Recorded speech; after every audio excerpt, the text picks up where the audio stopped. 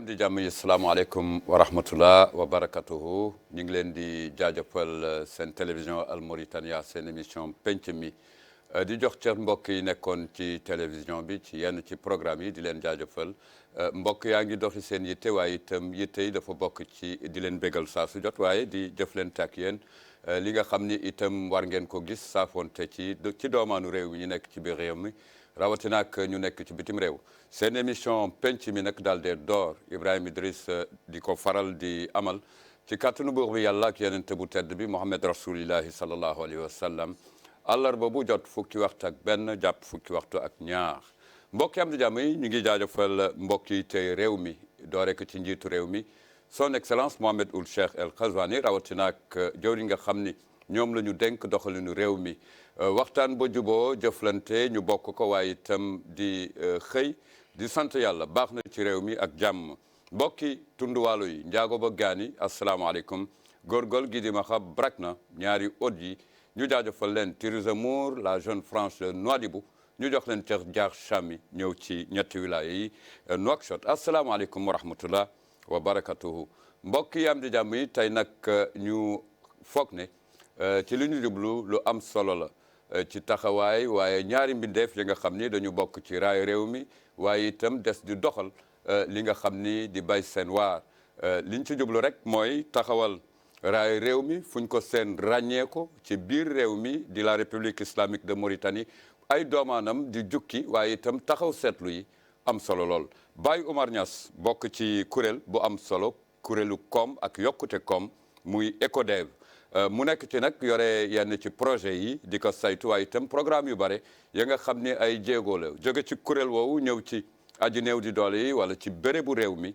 am na solo lool ñu dalal ko jàmm fa tabarakallahu bismillah monsieur Baye Oumar Niass nekkutul nag koo xam ni vraiment on le présente ci réew mi ndax fexe na ba bokk fa tabarakallahu dalal ak jàmm Mariam Mahjoub kii nag damay taxaw ci moom Idriss Mariam Mahjoub Idriss voilà la présidente est là bravo à nos chères dames dalal ak jàmm madame la présidente muy yëngu ci lépp loo xam ni moo jëm ci taxawaayu aju tout tànk yi ak fi ñu jëm ëllëg ay vision la mu am solo lool vision nag taxaw seetlu liñ ci taamu mooy vision bu durable loo xam ni dafay sax dakk alors ñu jàkkaarloog kilifa gi mag gi wa tabarakallahu ñu ngi lay sargal sa télévision Al Mauritania monsieur Baye Oumar Niass asalaamaaleykum wa rahmatullah wa barakatuhu maa ngi rafetlu invitation bi di nuyu tamit sama maman Mahjoub bien vrai que dajante nañu il y a cela 3 mois ci laa ko ràññee xamante ne te jigéen bu jàmbaral incha allah rabbi voilà jërëjëf fa tabarakallah soxna si ñu ngi lay ziyaar maa ngi leen di delloo ziyaara di leen gërëm di leen sant di leen delloo seen wàccuwaay ndax boo ngeen ma yéegee fokk ma delloo leen laa mone jërëjëf ma lay gërëm di la sant nag Idrissa ngay sama càmmi ñu bokk suñu roso bokk suñu yëpp kooku démb la balaa tey et pour Oumar Niass sama doomu bopp la dama ko gis comment ça se passe chez lui ak nu muy déroulé affaire yi ma bëggal ko sama bopp doomoo ko ndaxte mi ngi dimbale mi ngi taxaw te loo ko laaj il est égal à lui-même et maa ngi leen di nuyu di leen gërëm di leen sant ñaan yàlla aussi lu ñuy wax li yëpp yàlla nañu am nopp yu ñuy déglu amiin yaa rabbi ndax ñun on est des porteurs et des porteuses de voix mais yàlla nañu am ku ñu déglu pour yàlla dimbale ñu mu soppali lii ñuy dund léegi dëgg la et je vous remercie allahuma amin kuréel bi nekk kuréel wu am solo dinañ ci ñëw léegi muy wéy di wéyal lépp loo xam ni dañ fay seenu ndaw yi ci seen ndoorteel parce que ku ne ndaw wax ndoorteel gu am solo ndax tayu ndaw moom ngay dooleel ngir ëllëgam nekk ci loo xam ni dana neex waajur yi neex réew mi neex itam ñi nga xam ni ñooy kilifay réew mi ndax c'est participatif mu doon lu am solo ñu ngi lay remercier présidente ci teewaay bi fu ñu la woowee da nga naan si la République a besoin de moi je réponds je suis là c'est sûr. à chaque fois c'est le seul langage qu'on témoigne yàlla na la yàlla dooleel fa tabarakallahu mais Baye kii tey bu ko may dara fa tabarakallah maa ko mën lui Baye Niass maa ko mën mu doy waar lool ñu nekk ay doomaanu réew mi dañuy wax ne réew ñëpp mënuñu bokk di tàccu c'est sûr il faut am ñoo xam ni dañuy taxaw seetlu te loolu la il faut des avis divers des superviseurs yoo xam ni voilà fa tabarakallah alors Baye lii bu ma koy jukki sama yaram day daw mu nekk ay jullit ci diggante Palestine ak Israël muy tolof ci àddina bi réewu l'islam yi taxaw nekk en alerte di amal ay jéego waaye di woote jàmm ak loo xam ni dafa dal méngoog ak yelleef yi nga xam ne ñu ngi koy teggil suñu moromu jullit fi nekk foofu tey jii boo ciy wax en tant que un jeune de la République islamique de Mauritanie lan nga jukki. Alors tout d'abord je pense que lu jot xew Palestine ñëpp gis nañu ko teg nañu seen bët. lu rafetul la. lu jaarul yoon la. parce que mënoo fekk ay nit seen biir gox. nga boole génnee seen gox bëgg fa dëkk yow tamit. c'est-à-dire da nga outrepasser yow sax sa zone de prédilection. loolu lu ñuy ñaawlu la en plus en fait organisation bu ñuy naan Union africaine bi. Nations Unies. seen taxawaay dëgg lu ñu waroon def pour sanctionner Israël defuñu ko. dafa des. parce que mënoo dem en zone de conflit mën nañ d'accord dina am ay nit yu gaañu dina am nit yu faatu. mais mënoo fekk ay nit ñoo xam ne ñu ngi leen di caser ci biir école. ci biir hôpital. nga ñëw foofu bombarder leen loolu c'est inhumain. en quelque sorte donc matière boo xam ne dañ koy déplorer énormément. métti na ci xol. mais tamit jullit yi ñoo war a xoolaat seen bopp. xoolaat nan la ñu mën a organiser pour mun a boole seen doole. préparer tamit en conséquence. parce que Israël lu ñu ko ragalee du lenn la.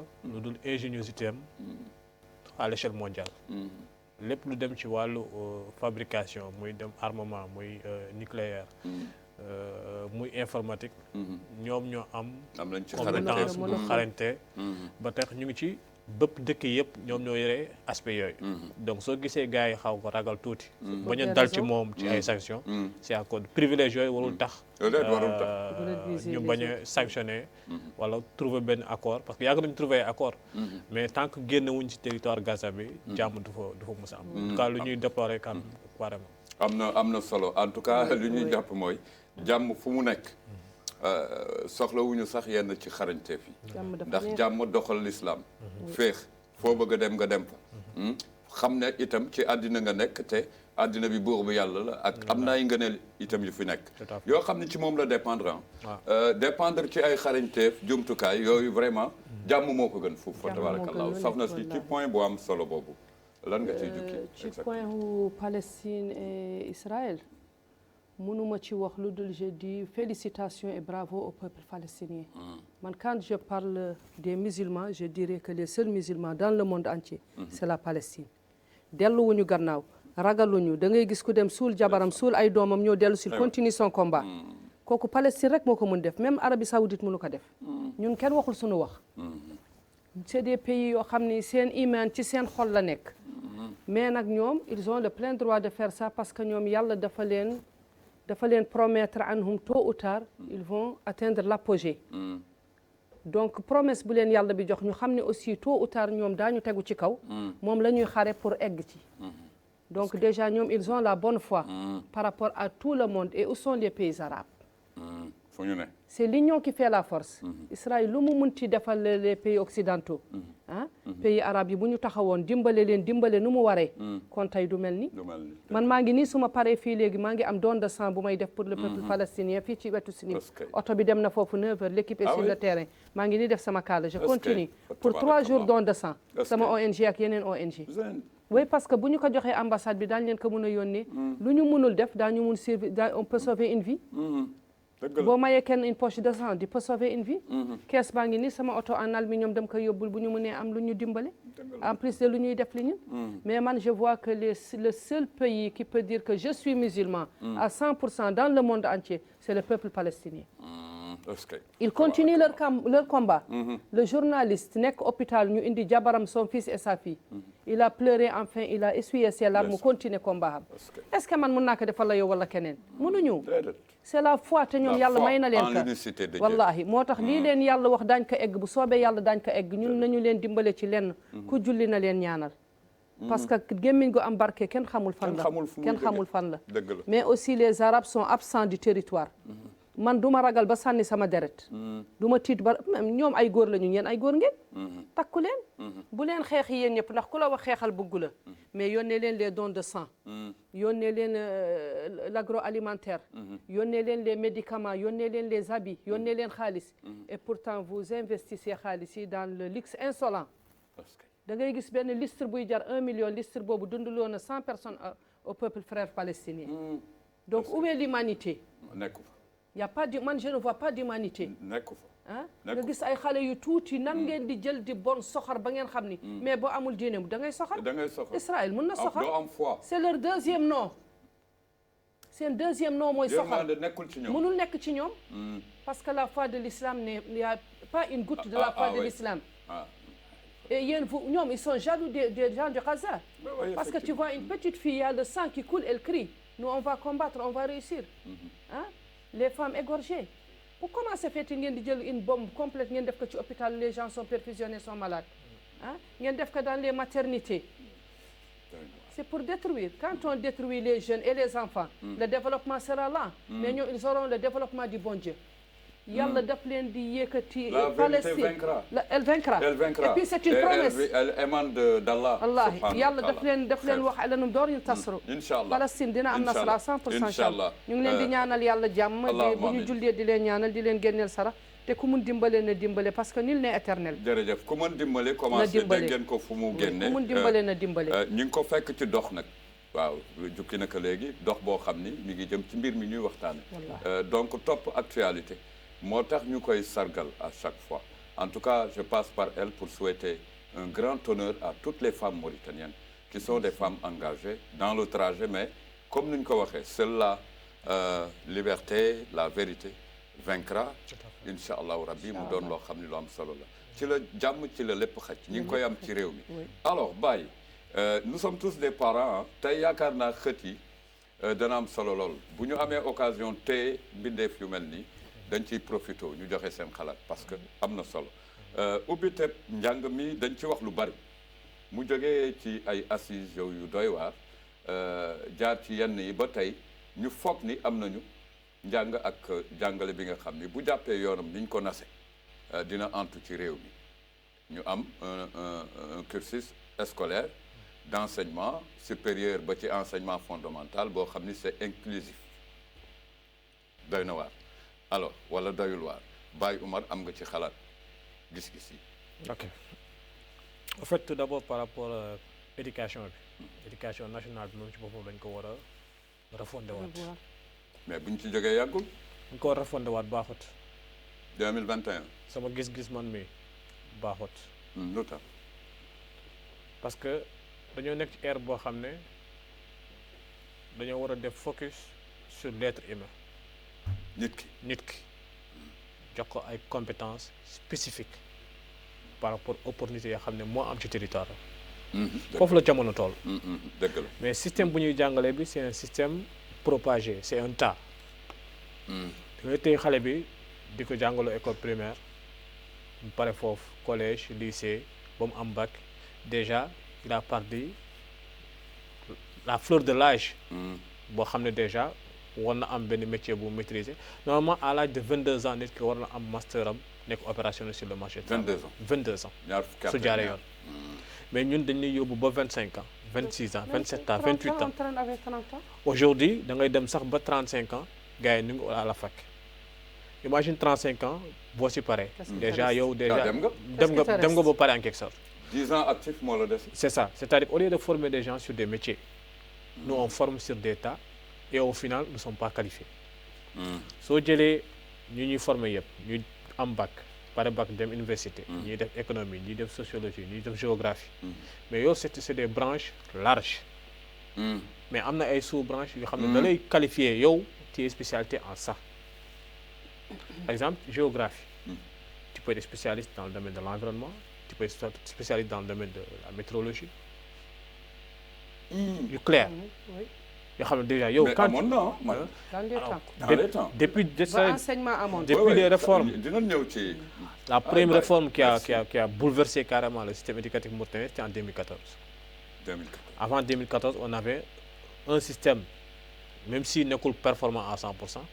mais tey à l'instant fu ñu toll nii ak horizon bu ñu jëm bi. tant que change suñu système d'éducation sur des métiers porteurs d'emploi ça ne sert à rien parce que. foofu la nasaraan di naxee en quelque sorte ñun africains maa ngi jégalu nag. man je suis je suis formé par des Américains. Oui, c'est ça. Démarche bi bokkut gis-gis bi bokkut. Parce que système français bi entonnoir la. C'est-à-dire verre bi la ñuy solal ba mu fees jox la ko ñu naan. Or que dafa nekk à l'inverse. À l'inverse. C'est-à-dire ñun ñoo war a xool verre bi vide. ñu war si def ay affaire boo xam ne dina mën a remplir. après ñëpp gis seen bopp. dëgg la. donc foofu la le fossé bi nekk. aujourd'hui soo xoolee réforme yi lu mu changé enseignement bi amuñu ay professeurs yu qualifiés. ni sur les métiers ils sont tous formés sur l'État. ku ñëw université pare toogaat 2 ans 3 ans di galère de chômage. C'est inconcevable parce que su amoon métier du chômage. Parce qu'il n'a pas de métier. Su amoon métier dina trouver boppam ay opportunité en quelque sorte. Mais non seulement il est formé sur un tas, après il est laissé pour compte, il n'a pas d'opportunité, après qu'est-ce qu'il devient? Un chômage. Un chômage. Nicaragua peut-être. Un délinquant. Nicaragua, c'est pas facile, il faut aussi débaucher. Il sera un petit délinquant. C'est ça, donc c'est plusieurs paramètres yoo xam ne tey c'est un fossé.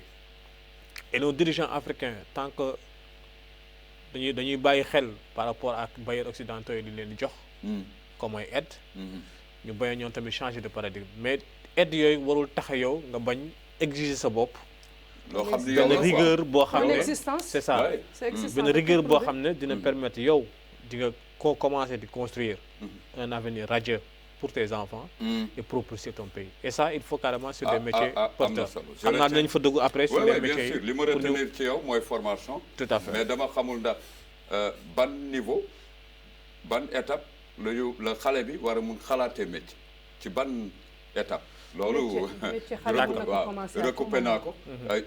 il paraît qu'il y a des pays yoo xam ni même à l'école primaire mën nañu seetlu détenter les métiers yi nga xam ne ay orientation li nga wax am solo trop parce que li ma ci taxaw seetlu mooy gis nga bàyyi am na ay mise en œuvre méthode de mise en œuvre yoo xam ni ça se gagne réussite bi au départ la nekk. c'est débasage. voilà au départ donc dafa baax ci xam naa ci projet yi déggante nañ et je vais vous revenir mu génn ci formation ak yenn yi nga xam ni daf koy tàkkale ci mise en œuvre voilà bala ngay dëgmal dara saytu ko mu doon lu am solo aywa soxna si en tout cas li sa portefeuille doy na waar aji ndaw yi ak seen ëllëg dafa doy waar lan nga jàpp ci monsieur Oumar Niass lan la wax exactement. Monsieur Oumar mon fils jàpp naa ci moom d'abord bu nit amul formation de base. te y a 2 sortes de formation première formation mi ngi commencé kër ga. former xale parce que xale déjà da nga koy former ci nu muy toogee nu muy jógee nu muy waxee nu muy développé woo. parce que chaque année de plus da nga war am lu changer ci sa comportement vers le bon sens. te nga koy gis. mais il faut que nga nekk yaay bu mel noonu nga nekk papa bu mel noonu. pour nga mun leen d'ailleurs base éducation boobu c'est une formation de début. parce que man mon projet c'est jeunesse et avenir. donc man je prends de zéro. soo génnee biir rek man damay commencer formation bi. ma formé la mais à l'âge de 15 ans bëgg naa ci école fekk xam nga loo bëgg. mais dégg nga bàyyi. tout à fait. 15 ans. 15 ans parce que man je donne un exemple de moi-même mon téléphone est là mon fils qui est né en 2012 Mahfouz que tu connais. kooku démb lañ ko jox licence am FFRIM ballon. est-ce que. démb. mais je me suis battue pour mu qu'il devienne quelque chose. dafa ni ma yaay dama bëgg ballon même bu rombee orange wala citron daf koy tël. j'ai pensé à loolu dugg na ci. et je sais qu'il va devenir une référence. et donc lu mu sentir. moo ko bëggal boppam dama koy xool. man samay doom yi dama leen di xool. oui dama leen di xool di leen déglu di seet aussi nu ñuy waxtaanee ñoom seen diggante. pour ma mën ci jël une porte d'ouverture. parce que tant que dimbale woo say doom boo nee da ngay dimbale keneen du dëgg. tey bu ma nee damay dimbale jeunesse yi ku ci am xel dafa naan xaaral ma seeti doomam yi. macha allah sama doom yi fa tabarakallah bismillah ils ont réussi. mais grâce à kii yàlla ak man maa ci def sama loxo ak sama tànk lu ñu bëgg ci suba ba ngoon maa ngi ci kii am brevet français am daaw Ahmed il est né en 2005 nee na dafa bëgg dem Canada ma ni ko léegi dama lay defal anticiper bac national parce qu'il fait le système français ci décroche ton bac ma jaay sama beneen kër gi yóbbu la Canada mais tant que jànguloo ci amoo ay base yoo xam ne da nga ciy dem man dem di sang ay xaj di toppatoo ay meeru tubaab di leen brosal seen bopp di siire ay dàll defal ma ko man ma ñaanal la nga réussir mais sooy dem à l'extérieur pour man da ngay dem liggéeyi jëriñ sa bopp jëriñ sa réew waaw mais mais d'accord mais pour man il faut ñu jaar ci li kii wax te lu am solo la yow tamit soxna si madame la présidente fi nga dooree am na solo parce que yaa ngi wax ak parents yi waaw oui. lu ma sentir en tout cas Baye xaw ma ndax sentir nga ko mooy une mère qui est debout boo xam ni xalaat na ni doom ji à bas âge war na mun réussir ah oui. mais xale boo xam ni dafa dugg ci langu ci tribune scolaire bi primaire ak yooyu par rapport ak liy xew ci réew mi actuellement lan nga ci jàpp ni moom la war jànkonteel ak li ngay gis évaluation la en tout cas Man, je vois que ni l'école républicaine, je respecte l'école républicaine, je respecte quand toute chose. Mais école républicaine, man dama gis ay xale, ils vont à l'école. D'ailleurs, boo gisee seen position assise, ce ne sont pas des élèves. ah ni ngay toog ñun de door nañu ba sonn ni ngay toog. D'ailleurs, kooku ça dépend de l'instituteur. xam-xam dafa am. Toogaay xam-xam dafa am. Colinu xam-xam dafa am et xoolinu xam-xam dafa am. ak toogaayu daara tamit. Toogaayu daara mooy da ngay gupparle delloo say oom ci kaw. ndax da ngay bañ liw mais en classe si te décontracte comme ni ma toogee man. boobu yaa ngi wax ak enseignant. te en général aussi bu fekkee c'est un enfant intelligent il croise toujours ses bras. Là où tu vois les bras croisés et le regard est fixé, tu vois que l'élève est super doué. Mais quand tu vois il est absent, ça ne va pas. Ou il est accroupi sur il est absent. Non, la bonne position assise d'un élève intelligent, c'est comme ça, avec le regard fixé sur son instituteur. Parce que parfois on corrige l'instituteur, il n'est pas plus que ce qu'il est. On le corrige. Mais il faut être aussi présent à l'école. Quand on parle de l'école républicaine, je salue le président de la République. Et je le valide. Et toute instruction qu'il a donnée à la Mauritanie, je n'attends rien de Ould Ghazouani. Rien. J'ai ma boutique, j'ai ma voiture, j'ai mon ONG.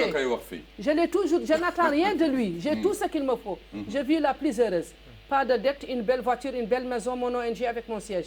Et je gagne à la cire de... plus ma boutique, attention. Donc je suis aisée.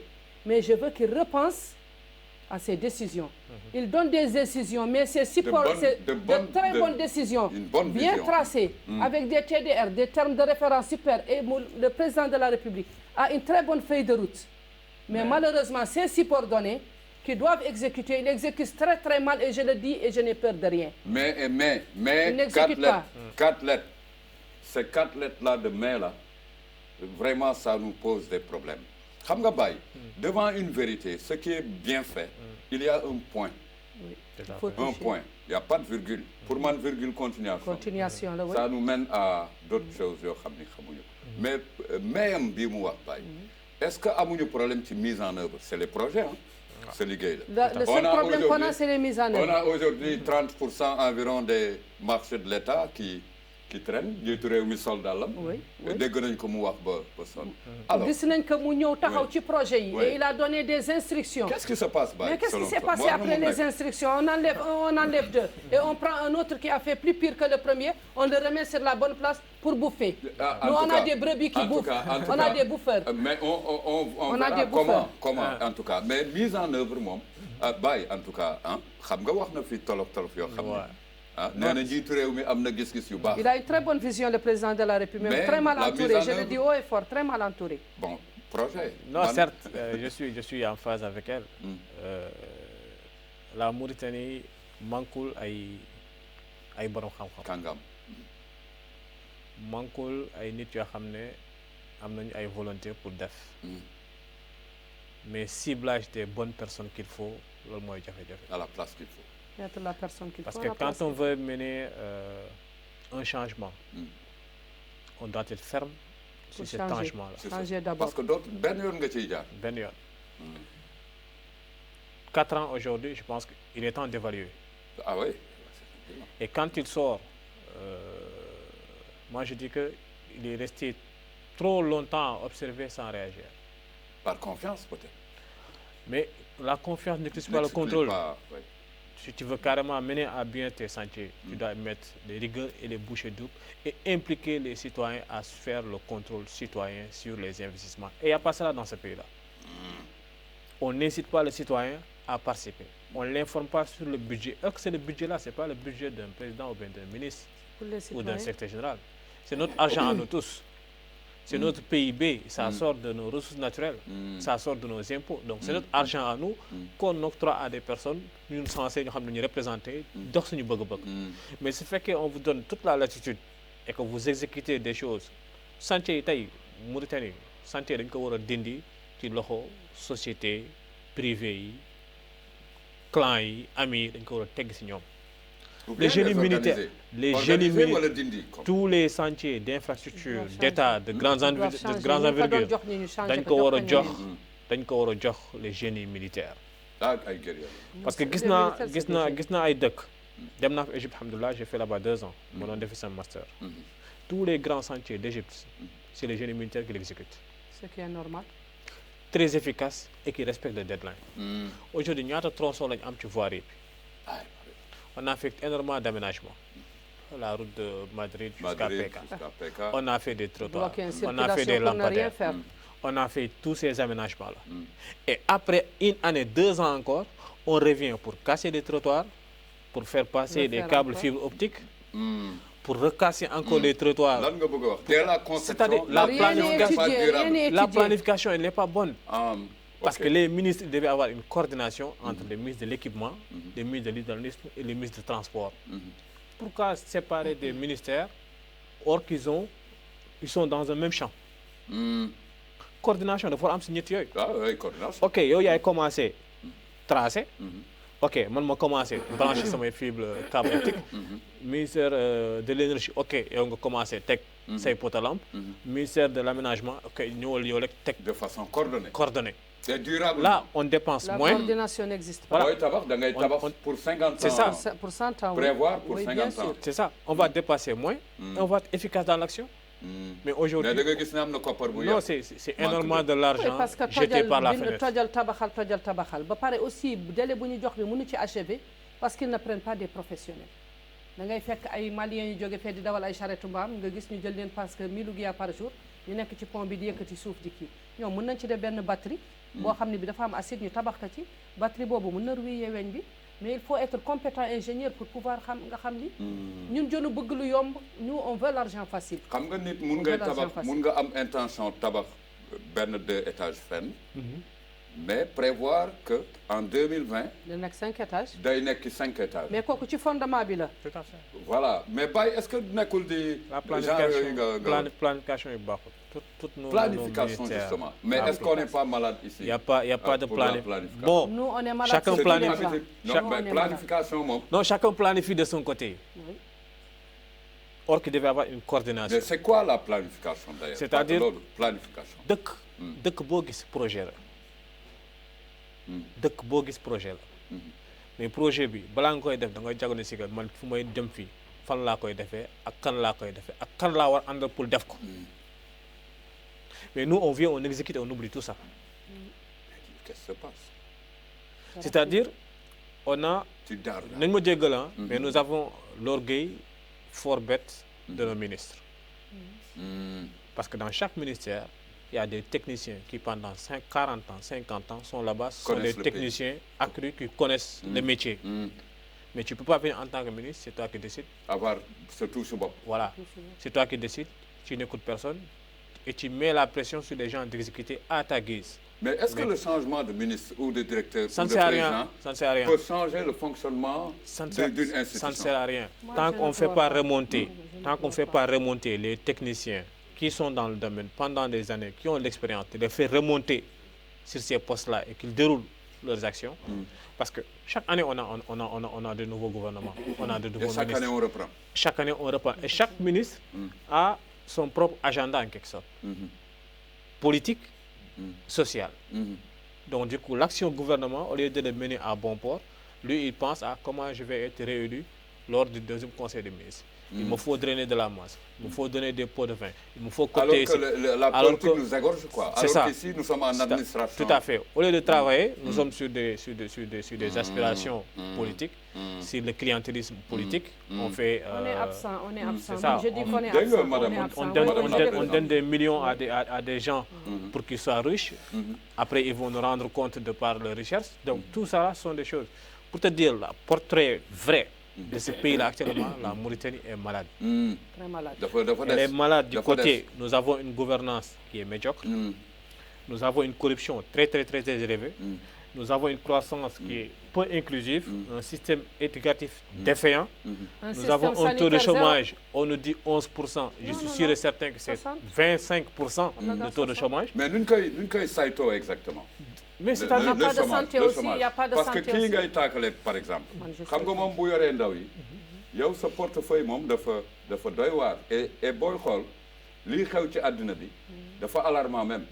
Ça nous amène à ce que nit ki wala aju ndaw bi amul confiance ci fu muy dund. xalaat na ni mënu fa am dara. mais loolu exactement madame. Ça nous mène à quoi yow wax nga fi léegi lu mel ni d'accord ci ñuy dem. man d'accord à 100%. Alors boo leen di retenir fii. C'est pour quelque chose. Quoi par exemple par rapport ak. man je me dis que pour volet jeunesse. man maa ngi marché. man je donne que des exemples concrets soo ma téye sama loxo nga ni ma wan ma je t'amène.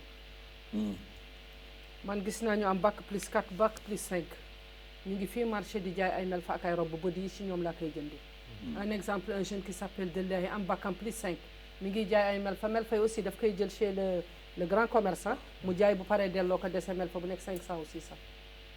Ça veut dire qu'est-ce qu'il a compris en le faisant. Ça veut moom dire il a compris que nous moom pour moom sa personne mérité wul di sàcc. mérité wul di fen mérité wul di def lu warul. te amul nee na ma yaay aw ma ku ma dimbali. nee na ma aw ma ku ma dimbali donc je suis obligé ma dem dugg dans la vie active fortaatu comme samsaaru choy la wala nga ñëw léegi yow léegi di wut costume marché daf la yóbbu ci boutique boobu costume bi 20 000 la mu ni moom 22 000 2 000 boobu su ay ñu mel nii la ñuy dundee marché. Et puis des jeunes aussi beaux. Aussi intelligents et super doués. Motivés aussi. Ils écrivent avec leurs deux mains. Ils sont au chômage en Mauritanie. te ñun on a tout ce qu'il nous faut. ñun on a l'or, on a le fer, on a l'argent, on a le poisson, on a l'administration, on a les animaux. Nous, en Mauritanie, le pays le plus riche sur cette planète et le pays le plus pauvre sur cette planète. En même temps. lan moo xew. Baye. xale yi dem Nicaragua man je suis contre d'une part parce que quand tu dois prendre 3 millions pour nga dem aux États-Unis, qu'est-ce que tu vas trouver là-bas? C'est pas chez ta mère ni ton père. Ça peut réussir comme ça peut ne pas réussir. Donc jëlal les 3 millions et tu investis ici. Mais pourquoi? J'ai posé cette question aux jeunes. Ñu ne ma on peut pas. On a les impôts chaque mois, on a les impôts chaque année. On a la mairie, on paye. Ici, man, je paye la mairie et je balaye devant ma boutique, man, personnellement. Man, je ne parle que du concret. J'aime le concret. Hein? Comment se fait-il que vous prenez des impôts à tort et à travers avec un jeune qui vient de démarrer? Donc, il préfère se lancer aux États-Unis. Qu'on l'emprisonne, qu'on le torture. Quel que soit ce qu'il va vivre, il le vit ailleurs. Mais fii au pays de la paix, comme on dit, il n'y a pas de paix. Mais madame, il y a la paix. Il y a la paix, il n'y a pas de paix. booy xool li xew li yëngu paix boobu kay lañ koy rentabiliser. Bon, pour que dañ koy aar xam nga boo amee ngëneel dañ koy couvrir. ñun am nañ ko si ça se développait au normal. Si ça se développait au normal. Moi, je demande au président de la République de faire travailler les jeunes diplômés chômeurs. Et d'ouvrir d'autres sociétés, l'agroalimentaire, d'ouvrir des transformations de produits locaux, hein? Faire le charbon, hein? Vendre la menthe et tout ça, mais il faut financer les jeunes pour qu'ils puissent travailler. Comment vous me parlez de Teshkil Tadamoun Sambata Ndiaye Pata par là? Et ils donnent aux jeunes. Quand tu leur donnes aussi ce petit montant de 500 ou 600 000, c'est à rembourser. À rembourser. Moi, si j'avais, je n'allais pas emprunter. Tout à fait. Il faut donner aux jeunes et les motiver à travailler. Et la réussite d'un pays dépend de sa jeunesse et des femmes. Si un homme peut développer un pays, il n'a qu'à mettre sa main debout. Il y a les hommes, on a des ministres, on a des... Et pourquoi les femmes aussi n'occupent pas les postes clés? Les postes clés. Moi, je peux. Wallahi, je peux être Premier ministre. Ah oui? Je peux être Premier ministre aujourd'hui. Et Wallahi, la Mauritanie va changer. Wallahi. Moi qui ai fait le lycée de Capolani et que je connais que veut dire l'enseignement. Et quand tu me vois, tu sauras que j'ai fait les vrais bancs. Je n'ai pas fait le système français ni le système américain. J'ai fait le système de Rosso, école Méribé, école travaux. Mais je n'ai pas peur d'un ministre ou d'un ambassadeur. Je parle comme je dois parler et je sais ce que je dois faire. Mais moi, dans le ministère de l'enseignement, Wallahi, l'enseignement en Mauritanie va avancer. Mais moi, au ministère de la Santé, ça va changer. J'ai l'esprit de Samsar. Mais vous viendrez compléter votre Mint Abdel Malik, celle-là, c'est une icône. Naha et les autres. Dafay nekk lu am solo. Bon. Da nga gis ni lu tuuti la daal. Mint Abdel Malik, c'est une référence mauritanienne. Oui. Et puis d'ailleurs, c'est une référence internationale. Man de Bye. Je signe pour elle. Non, non, c'est validé. Et j'ai signé pour toi aussi. Et pourtant... L'engagement là. Dès que nous moi premier ministre. Oui. Et je peux être aussi maire. Et je peux être hakim et wali. Mais je vais trancher les choses à la manière. Parce que déjà, ça fait une semaine que j'ai trouvé un financement. Qu'est-ce que je suis en train de faire? Je suis en train d'aménager mon siège. Je suis en train d'acheter 20 machines. Et j'ai déjà trouvé 25 filles que je dois former. Pour les jeunes. Pour les accompagner, surtout les jeunes. Filles et garçons. Filles et garçons. Et dès que j'ai pris deux maîtres tailleurs, et j'ai acheté du matériel, je vais prendre les 25 filles et les 10 premières seront accompagnées avec des machines et fournitures et 3 mois de loyer. Parce que je suis une maman. Quand on les aide pas, c'est des filles qui sont belles. Moi, quand je vois leur photo d'identité, j'ai envie d'être leur maman. Mais quand tu te fais un peu belle avec un petit crayon de sang Guilla, un petit rouge à lèvres, le genre de tonton là où Baba Kaïman va t'attraper, et vous allez sortir, qu'est-ce que vous allez faire? C'est là où les problèmes commencent. C'est là où le détournement des mineurs commence. Et l'État peut refuser ça, il peut arrêter ça. Faites des centres de formation de couture. Et puis faites de grands centres, de gros. Ne construisez pas. En Nouakchott, il y a 90 000 marchés. Laissez les marchés. Laissez le luxe insolent. Laissez un ministre, il a 10 maisons. Un ministre, s'il a une seule maison, il a le luxe insolent. Il n'a qu'à créer un centre de couture, de coiffure, en informatique, hein, pour aider les jeunes. Oui, que tout le monde se sente imprégné à investir. Et on a avec quoi le faire et ça restera aussi de quoi manger. Mais Baye, il y a un problème. Exactement. Il y a une idée il y a l'engagement. Mais est-ce que le même engagement peut être vu de votre côté, parce qu'on se connaît, hein? Mais bon, réuni exactement par rapport à Madame la Présidente, l'engagement du parce qu'il y a un recoupement, quoi, et que ça intéresse tout le monde. Tout à fait. En fait, problème de Mauritanie cartographie de Mac. Problème de Mac. Ah oui? Ouais, problème de Mac. Et le mal aussi. Mais je m'étais dit que ça marche. Non, le mal est si profond. Ça ne marche pas. Le mal est si profond. C'est-à-dire, on fait semblant qu'on marche et qu'on ne marche pas. En le bon bon moyen, on trompe sa bombe. Insulter sa connaissance, sa intelligence en quelque sorte. C'est-à-dire, il ne faut pas faire le beau yeux d'un homme et oublier le bas peuple. Donc, les mérites, les résultats, c'était au bas peuple de manifester cela, mais pas les jurys en quelque sorte. Ce fait que le concret lañ doon wax. Su fekkee da nga jëmbat lu baax ci benn gox. yow soxla ngay tàgg sa bopp ay man maa jëmbat di lu baax. population bi ñoo koy yëgloo seen bopp. ba fekk la tout à fait pour wala jëmbat nga lu baax. mais ñun de notre côté non les opportunités manquent wul Mauritanie. opportunités yi manquent wul Mauritanie. lu ñu am ci ressources mun na exploiter pendant 1000 ans. Chaque citoyen mauritanien. Mais est-ce que nous inspiré du système Kadhafi dans le temps, ce qui s'est passé? Plus même d'ailleurs. Plus. Kadhafi, qu'est-ce qu'il avait? Plus même d'ailleurs. Plus même d'ailleurs. Même bon. Kadhafi pétrole la am. Kadhafi amuka. Il n'a juste que pétrole. Est-ce qu'il a djinn? Est-ce qu'il a du poisson? Nous avons la côte la plus poissonneuse au monde, c'est nous, la Mauritanie. La Mauritanie. Nous avons un kilo à 3500 dans Fresh Fish. Comment? Fresh Fish, nous avons un kilo 3500. Man mun naa ko jënd yow mënoo ko jënd kee mënu ko jënd te ñu nekk ci dëkk boo xam ne day jur jën. C'est ça. yow da nga bëgg a gëm ni mu waratuñu. C'est ça le paradoxe. ñun waratuñu fay courant waratuñu fay ndox on doit pas aussi utiliser aussi les écoles privées. Man mi je paye comme pas possible pour mes 3 enfants. Man mi je suis dans l'école privée avec mes enfants mais pourquoi dama bëggal samay doom une feuille de route ak un avenir prospère. Kenn son bu ñëwee may làkk ak moom man parfois damay rus Ahmed su may làkk ak moom damay noppi.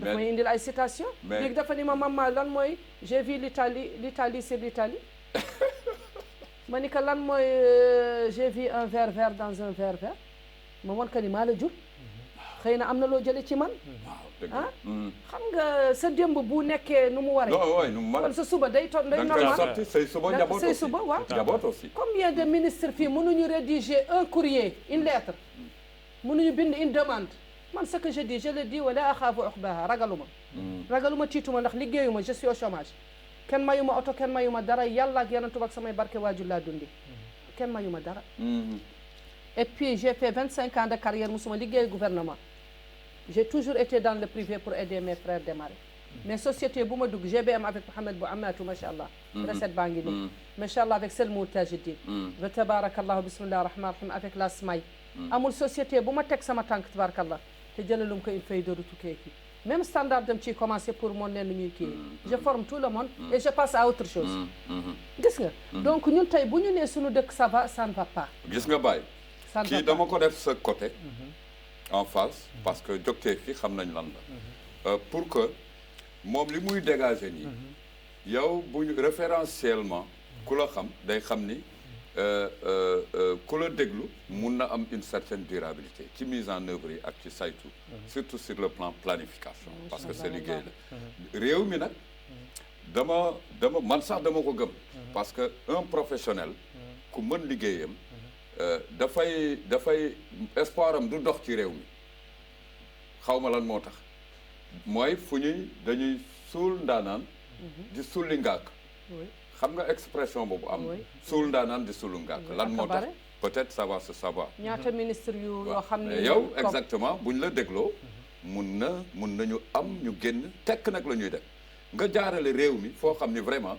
sentir nga ni fii moo jaadu exactement en fait ñun amuñu problème xam nga ODD yi par exemple les objectifs de développement durable liñ ciy signé ci convention di ci dugal koppar bari na mais est-ce que la maîtrise non même les valeurs même des objectifs de développement durable xam nga ils sont 17 yi ndax mën nañ ko matal exactement Baye par rapport suñ ko bëggee matal rek dina mat waaw tout à fait suñ ko bëggee matal day mat ah oui waaw oui je le confirme Baye xam nga bu ñu tàllaloon 17 yi dana doy waar non c'est que ñun suñu problème mooy lan comme ni mu ko waxee rek yàlla mooy nañ lépp en question oui on a tout c'est déplorable hein, des fois quand on parle de la Mauritanie on a tout mais nous sommes jusqu'à présent pauvres d'esprit pauvres d'esprit et la notion du patriotisme aussi amatul Mauritanie amul léegi notion de vie la de regain de vie fii dañ koy bàyyi de parce que am na benn écrivain poète bu ñu tudd Gelongal Ba xam naa fekkee Gelongal way muy doon wax gars yi ñu ngi ci logique sama poche sama soos sama noos mais bàyyi loolu doy na waar kooku man rek la non c'est des faits réels moo am c'est des faits réels c'est-à-dire au lieu de servir le peuple tu te sers en premier lieu le peuple au dernier point on ne pense au peuple qu'au moment des élections. On est super intelligent qu'au moment des élections. Et après les élections, on est carrément en rade. On utilise les démunis aussi pour les élections et on réussit et on les oublie. Idriss, la Mauritanie, nous avons 2/3 du territoire mauritanien, c'est désertique. Désertique, 2/3 du territoire mauritanien désertique. ñaata exploitation yu ñu mën a def ci 2/3 yooyu. Nous avons 513 000 hectares de terres cultivables. Nous n'arrivons même pas à manger à notre faim. Oui. Nous avons 20 millions, je dis mais 20 millions de têtes de bétail. Caprins, ovins, camélins et tout ce qui va avec. Aujourd'hui, la kilo de viande se vend à 280. Et nous avons 20 800. Viande hachée à 3 000 ouguiya. 280. 3 000 ouguiya, viande hachée. Maintenant. nan ngay jëndee ganaar bu am 1 kilo 500 2000 ouguiya ñun ñu ngi yar c'est-à-dire que suñu potentiel bu ñu waroon exploiter à 100% exploiter wuñ ko. Et il est temps. Et il est temps qu'on l'exploite. Ah, il est temps. Le climat des affaires bu ñuy wax bi il faut ñu assainir ko mais faut ñu assainir ko en mettant le pragmatisme au point. Je salue quand on nous dit ok maintenant c'est fini tolérance zéro. Mais la tolérance zéro devait s'appliquer depuis la première année. C'est pas là, à partir de la 4e année qu'on commence à appliquer tolérance zéro.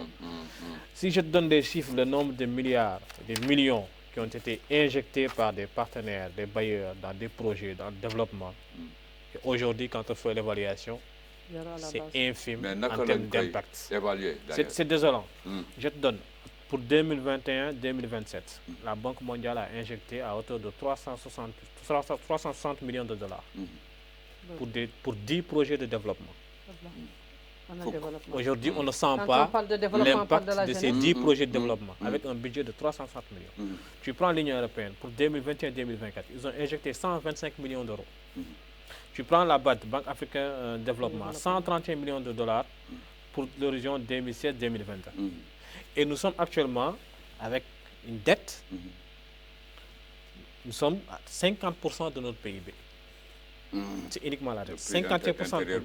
Et nous occupons aujourd'hui un monde des affaires et tout, cela 181 places sur 1304. 181. Donc vous voyez carrément, nous sommes carrément en recul.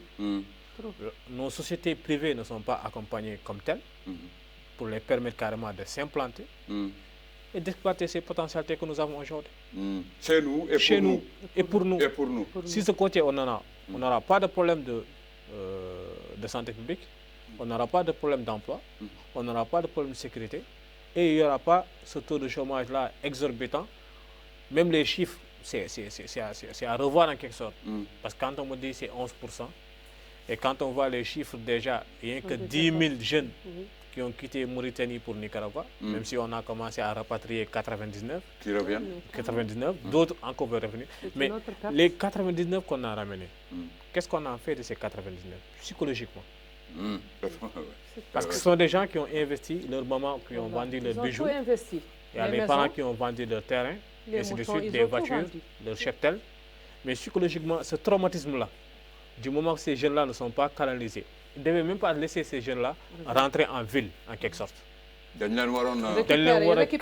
Récupérer à l'aéroport, caser les psychologiquement. Parce que le traumatisme, en quelque sorte. C'est ça. Bien sûr. Parce que tu as... Non, traumatisme psychologique. C'est que parce que la psychose, la personne a un esprit tranquille. Il y a des répercussions. Il y a des répercussions. Tu peux santé mentale. Et en plus, il y a à la dérive. Non, à la société. Ah. Donc, c'est des facteurs. Comme je te dis, nous, au lieu de prendre les choses au sérieux, à la pointe, dès le départ, on laisse jusqu'à qu'il y ait des dérives pour commencer à donner des solutions. Et c'est ça le mal de ce pays-là. C'est ça. Or que potentiel am na tey ñu ngi dem ci pétrole ñu gaz. Bu war a démarrer à partir du premier trimestre 2024 premier trimestre 2024 dañ commencé déjà di def seen production. Mauritanie ba mu daj amul benn centre buy formé ci pétrole. Et pourtant on en a parlé. Def nañ on a fait après un conseil de ministres nous il y a même une émission boo fi jaar on en a discuté. Ça devait se faire depuis 3 ans, c'est pas maintenant. Ça devait se faire depuis 3 ans. Oui, pour prévoir. Préparer les planification. Mais le pétrole est vaste. À part des ingénieurs qui sont Maroc, Tunisie, Sénégal, France, Canada. Et pourtant, ils ne sont pas plus doués que les Mauritaniens. La main-d'œuvre qualifiée. Ils ont des moyens d'apprendre. Mais nous, ils ont des moyens et des conditions. Même la main-d'œuvre, taux de chômage. Ces gens-là, nos instituts de formation-là, on a une branche c'est dédié à ça. Ne serait-ce que la main-d'œuvre. Oui, la main-d'œuvre. Par rapport à ça. C'est ça. On ne le fait pas. Et pourtant, le Sénégal tout près, il est carrément à l'avance. De 2 jours, on a parlé sur ça. C'est ça. Il était présent. Il faut que nous ayons un centre professionnel pour le gaz, il y a un biogaz modifère. Le secrétaire général était là-bas et tout le monde. Mais il y a d'autres jeunes qui sont formés sur ça. Mais essayez de les recenser, essayez de les former. Pour vous allez les prendre et vous allez les faire travailler. Mais quand j'ai regardé, j'ai pris le micro, j'ai dit que ça ne va pas se passer comme ça. Ils ne vont pas faire de centre. Mais ils vont prendre le fils d'un général, d'un commandant, d'un ambassadeur, d'un ministre, le neveu d'un président. Une grande et belle dame qui se donne à tort et à travers. Elle a son visage, elle a ce qu'elle a. On va prendre ses fils, ses neveux et ses nièces. On va les envoyer à l'extérieur pour faire une formation accélérée. Et on les met des directeurs et des ingénieurs de gaz. Oui, mais c'est ce qui aura lieu. Ce qui aura lieu, Molly. Non, madame, c'est ce qui aura lieu. Je te le promets, je peux écrire Molly blanc sur noir. Voilà, c'est des faits, c'est valable. Mais ce qui aura lieu.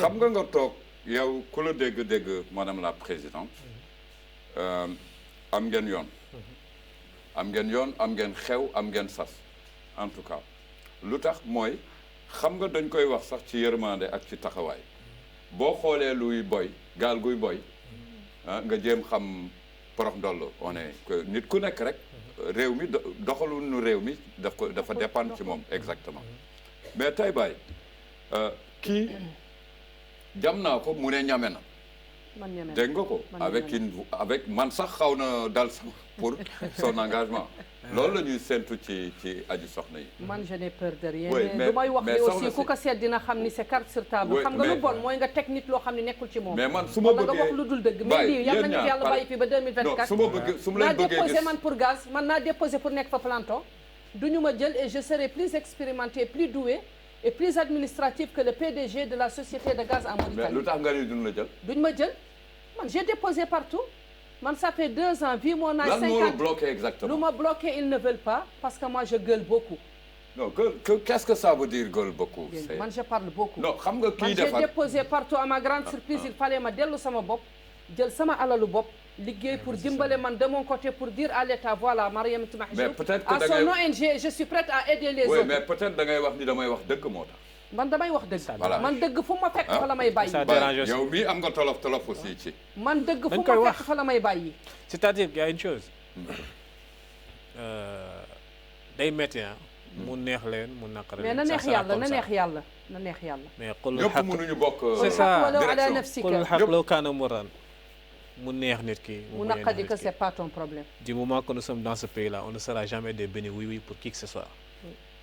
dëgg rek. mun nga nekk sama président loo wax mu ne dëgg la soo defee la mu dëgg la mu ne dëgg la. boo defee lu dul mais dëgg si c'est faux je dis que c'est faux automatiquement je vais pas tourner au rond par rapport à ça. parce que madame la présidente venait de dire tout de suite que njiitu réew mi am na une bonne vision. très bonne vision. mais am na fu muy nasaxee exactement mais man ce qui m'étonne du président de la République et je l'ai toujours dit sur toutes mes émissions et si j'aurais l'occasion de le voir je vais lui dire ça jamais et je souhaite l'avoir. Toi tu es un président de la République tu as une feuille de route tu as une très bonne vision sur le peuple mauritanien et sur la Mauritanie ce sont les Mauritaniens qui t'ont mis là où tu es. Donc si tu ne penses pas aux Mauritaniens, tu seras dessus un jour. Parce que chacun a son tour chez le coiffeur. Sauf si tu vas laisser les cheveux pousser jusqu'aux cuisses. On est d'accord? Hein? Mais si les subordonnés ne font pas ce qu'ils font convenablement, fais un suivi, fais une évaluation. Et pourtant, dans les panels, attends, sur le champ. Et pourtant, dans les grosses panels, là où on est, on passe tout notre temps à crier. Il faut mettre l'homme qu'il faut à la place qu'il faut. Mais la Mauritanie a des cadres. Aux États-Unis, les jeunes Mauritaniens cadres diplômés que les Américains exploitent. Pourquoi vous n'exploitez pas vos enfants? Ils sont au Maroc, ils sont en France. Je donne l'exemple d'Aziz Dem. Je donne l'exemple de tonton Samba Thiam. Qui, si je compte, je vais me tromper. Et en même temps, à Nouakchott, on a des génies. Mais on les met à la corbeille. Voilà un conseiller. Et on prend de la pourriture pour faire plaisir à tel ou tel. Et alors, il faut se taire. Il faut se taire et supporter. Si tu ne supportes pas, on te met en prison. Toi, tu vas supporter. Il y a quoi alors? Il faut mettre l'homme qu'il faut à la place qu'il faut pour que ça marche. L'homme qu'il faut à la place qu'il faut. Pour faire et puis avancer pourquoi nos jeunes partent? Moi, ce qui m'étonne en Mauritanie, il y a 2 choses. Excusez-moi, je vous demande d'aller vérifier dans les ministères. Il faut aller dans les mairies. Wali Hakim. Mais je n'ai jamais trouvé un jeune qui a 35 à 40 ans qui travaille. Qui est actif? Jamais. Je vois 55 plus que moi. Mais 60, des jeunes 70. ont réclamé la retraite ici. Hein? Des jeunes l'ont Et puis pour les gardiens, les trucs de sécurité là, il y a des jeunes des centres, s'ils trouvent sécurité avec 100 000 gars, ils vont se sacrifier à le faire. Ils sont robustes, ils sont costauds, ils sont bien, et ils peuvent défendre. Et ils peuvent parler au téléphone. Excusez-moi, un police, il peut prendre des notes. Mais vous prenez des vieux déshydratés, fatigués, qui ne peuvent plus travailler, ils ne peuvent même plus tenir la maison, ni leur femme, ni leurs enfants. Vous les donnez des postes. Et si vous dites que ce n'est pas vrai, je vous accompagne. Allez-y au bureau de transport. Allez-y au ministère de l'Éducation. Allez-y au développement rural. Allez-y à la mairie de Tafrakhzeina. Allez-y au le Croissant Rouge Mauritanien. Le secrétaire général du Croissant Rouge Mauritanien, s'il n'a pas 100 ans, il a 90. Et s'il m'entend ou le rare, c'est moi qui l'ai dit. Il y a des jeunes qui attendent. Non, il y a des jeunes qui attendent avec des diplômés. Mais il y a le projet Mon Avenir qu'on va... Et puis ils ont aussi, attention, la jeunesse ont des idées frais. Ce n'est pas les idées de bête d'hier. Ils ont des idées frais. Xam nga Baye daf ñu ci génne. Yow day daw maman mënul affronter sa maman. D'accord. Oui, mais d'accord, daf la ci génne quelquefois.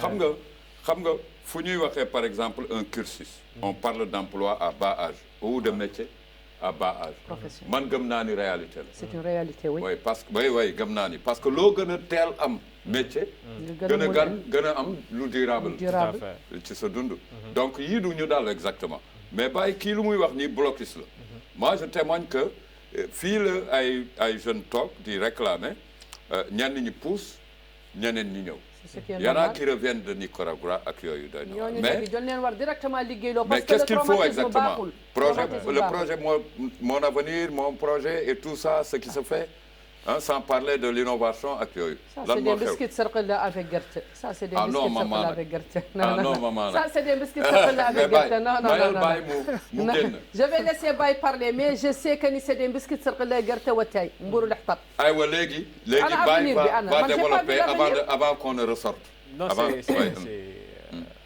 c'est un peu compliqué en quelque sorte il y a des projets on finance d'énormément de millions pour ces projets-là, mais l'impact fait défaut en quelque sorte. L'impact fait défaut.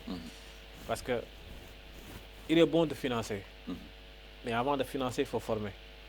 C'est la formation. Surtout formation, c'est la base. ñeenti simili. Oui, mais bàyyi aussi nga waxaale loo xam ni laajuma la ko.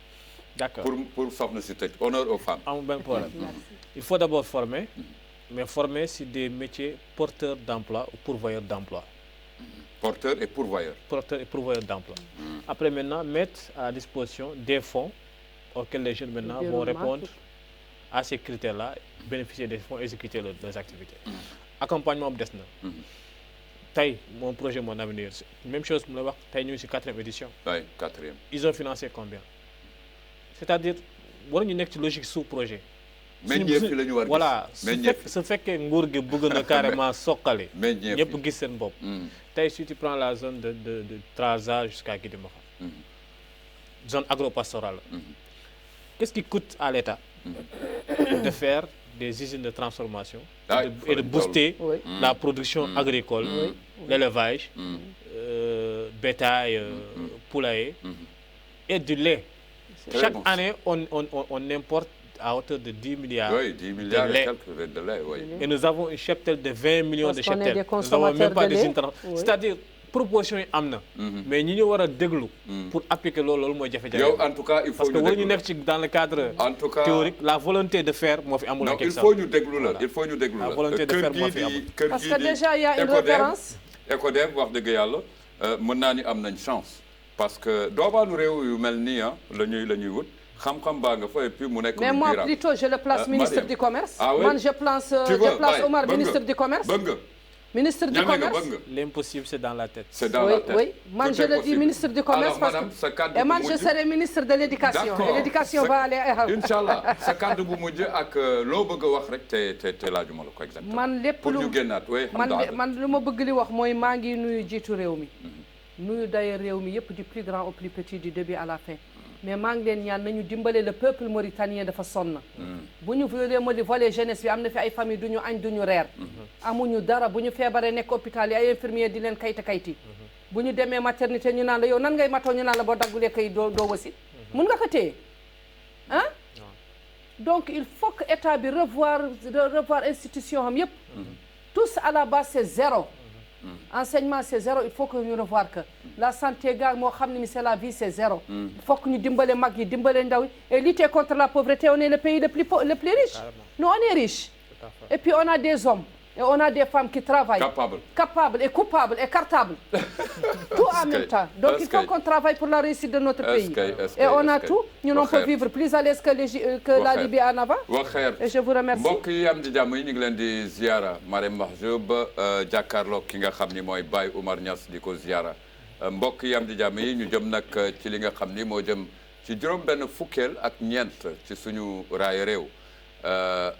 Fête de l'indépendance de la République islamique de Mauritanie inchallah rabbi yàlla nañ ci buur bi yàlla yóbbu la télévision de Mauritanie fas yéene génne paquet bu bees tàq ànd ak mbokk yi ci jëftin yi ci taxawaay yi ak ci gis-gis yi fa tabarakallahu mbokk yi am di jàmm yi penc mi tey jii ci àllarba bi tey nag xam naa ni am naa gan fa tabarakallahu yàlla na jàmm yàgg ñuy ànd di waxtaan ci réew mi ñu xam ne liy defal réew mi kenn ku nekk la war fa tabarakallahu yàlla nañ ci boor bi yàlla yóbbu bi jaayil Mustafa al Karim Seydina Muhammad mbokk yam di jàmm yi beneen yoon ci yeneen xët asalaamualeykum wa rahmatullah wa barakatuhu